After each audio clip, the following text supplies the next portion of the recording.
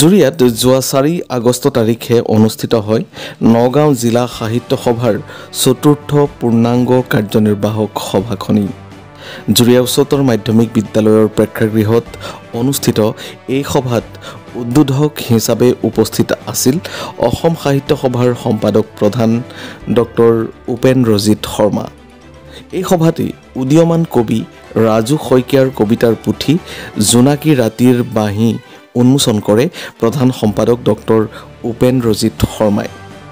আমাৰ দৰ্শকসকললৈ আগবঢ়াইছোঁ এই অনুষ্ঠানৰ সমগ্ৰ দৃশ্য। কবিতাৰ পুথি উন্মোচনৰ প্ৰসংগত নগাঁও জিলা সাহিত্য সভাৰ সম্পাদক ৰেৱত কুমাৰ হাজৰিকা আৰু কবিতাৰ পুথি জোনাকী ৰাতিৰ বাঁহীৰ কবি ৰাজু শইকীয়াই কি কয় শুনো আহকচোন।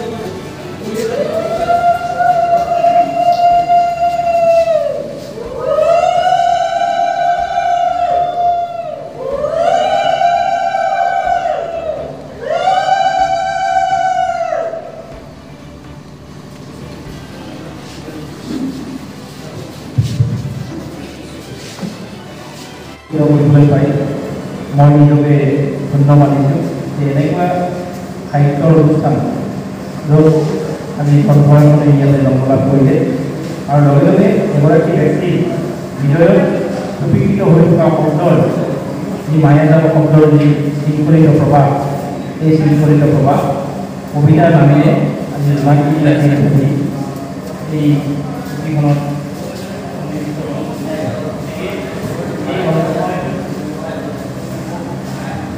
মই আনুষ্ঠানিকভাৱে উন্মোচন হোৱা বুলি ঘোষণা কৰিলোঁ। এই গ্ৰন্থখন তেখেতে উৎসৰ্গ কৰিছে পিতৃ প্ৰয়াত সোমনাথ শইকীয়াৰ পবিত্ৰ স্মৃতি। কাব্যপ্ৰেমীৰ হাতত মোৰ কাব্য সংকলন জোনাকী ৰাতিৰ বাঁহী অৰ্পণ কৰিছোঁ। গতিকে ৰাজু শইকীয়ালৈ মই ধন্যবাদ জনাইছোঁ যে তেখেতে পিতৃক পাহৰি যোৱা নাই। গতিকে আজিৰ সময়ত সন্তানে পিতৃ পাহৰি যোৱা আৰম্ভ কৰিছে। গতিকে তেখেতৰ প্ৰয়াত পিতৃক এই গ্ৰন্থখনেৰে উৎসৰ্গিত কৰিছে। গতিকে সেইটো তেখেতৰ জীৱনৰ এটা মহৎ কৰ্ম বুলি মই অনুভৱ কৰিছোঁ।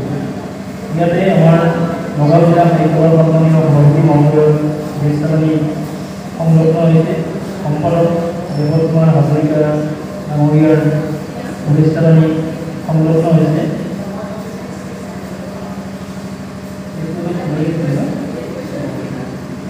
গতিকে এই যেটা পাতনি লিখিছে ৰেৱত কুমাৰ কলিতা নগাঁও।